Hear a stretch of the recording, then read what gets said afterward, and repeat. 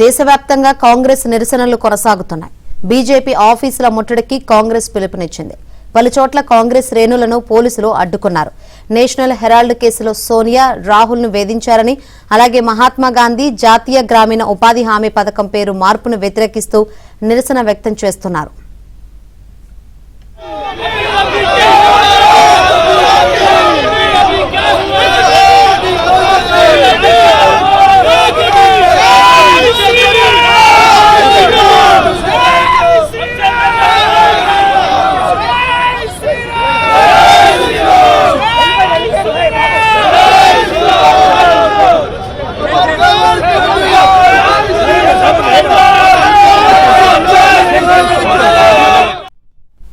Hyderabad BJP కార్యాలయం వద్ద ఉద్రిక్తత ఏర్పడింది. బీజేపీ ఆఫీస్ ముట్టడికి బయలుదేరిన కాంగ్రెస్ నాయకులను పోలీసులు అడ్డుకున్నారు. అటు బీజేపీ శ్రేణులు కూడా గాంధీ భవన్ కు బయలుదేరడంతో ఉద్రిక్తత ఏర్పడింది. ఇరు వర్గాలను పోలీసులు అడ్డుకున్నారు.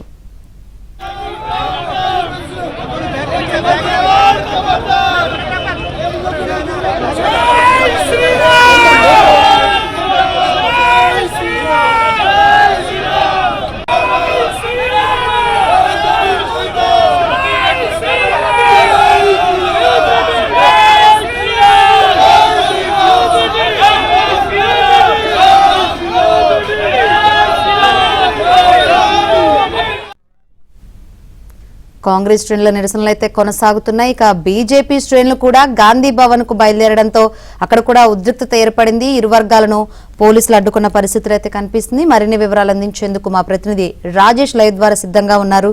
రాజేష్, నేషనల్ హెరాల్డ్ కేసులో భారతీయ జనతా పార్టీ ఉద్దేశపూర్వకంగా కాంగ్రెస్ పార్టీ నేతలను, కాంగ్రెస్ పార్టీలో ఉన్నటువంటి పర్టికులర్గా రాహుల్ గాంధీ కుటుంబ సభ్యులను వేధిస్తున్నారంటూ ఏఐసీసీ ఇచ్చిన పిలుపు కాస్త ఉద్రిక్తంగా మారింది. ఇవాళ ఉదయం 10 గంటల నుంచి గాంధీ భవన్ నుంచి పెద్ద ఎత్తున కాంగ్రెస్ పార్టీ కార్యకర్తలు నాంపల్లిలో ఉన్నటువంటి భారతీయ జనతా పార్టీ కార్యాలయానికి వస్తుంటే పోలీసులు వారిని నిర్వహించేటువంటి ప్రయత్నం చేస్తున్నారు. కాసేపు క్రితమే ఒకసారిగా కాంగ్రెస్ పార్టీ కార్యకర్తలంతా కూడా నాంపల్లిలో ఉన్నటువంటి బీజేపీ కార్యాలయానికి పెద్ద ఎత్తున తరలివచ్చే ప్రయత్నం చేస్తారు. దీంతో ఒకసారి ఇరు వర్గాల మధ్య వారిని అడుగునేటువంటి ప్రయత్నం భారతీయ జనతా పార్టీ కార్యకర్తలు కూడా చేశారు.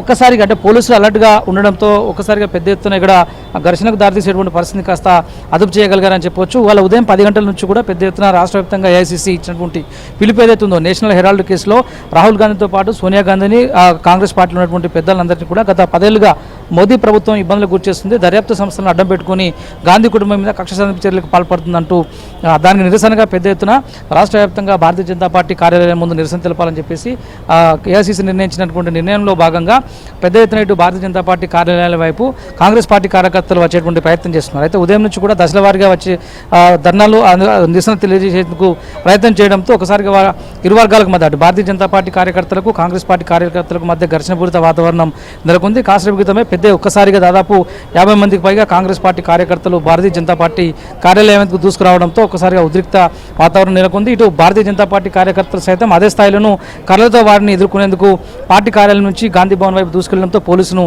ఇరు వర్గాలను అదుపు చేసేటువంటి ప్రయత్నం చేస్తారు. కాసేపు భారతీయ జనతా పార్టీ కార్యాలయం వద్ద ఉద్రిక్త పరిస్థితి నెలకొంది. ప్రస్తుతం మనం భారతీయ జనతా పార్టీ శ్యాంప్రకాష్ ముఖర్జీ భవన్ వద్ద ఉన్నాము. మనం ఏబిఎన్ ఆంధ్రజ్యోతి స్క్రీన్ పైన చూసే ప్రయత్నం చేయొచ్చు. భారతీయ జనతా పార్టీ కార్యాలయం ముందు బయట అంతా కూడా పార్టీ కార్యకర్తలు, పార్టీ శ్రేణులందరూ కూడా పోలీసులు వాళ్ళు నిర్వహించే ప్రయత్నం చేస్తున్నారు, సర్ది చేయటువంటి ప్రయత్నం చేస్తున్నారు.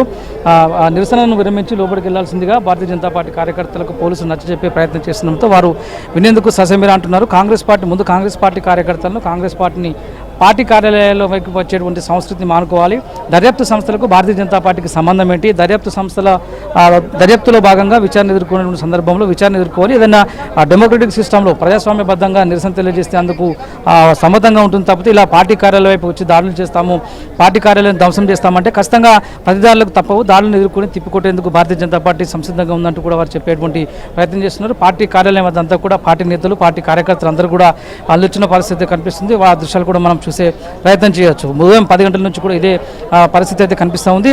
ఏ క్షణమైన ఇటు కాంగ్రెస్ పార్టీ కార్యకర్తలు భారతీయ జనతా పార్టీ కార్యాలయం వచ్చి వచ్చే అవకాశం ఉండడంతో వారిని ఎదుర్కొనేందుకు సిద్ధంగా ఉండేటువంటి సంకేతాలు ఇవ్వడంలో భాగంగా భారతీయ జనతా పార్టీ ఉదయం నుంచి కూడా ఈ యొక్క కార్యక్రమాన్ని నిర్వహిస్తుంది.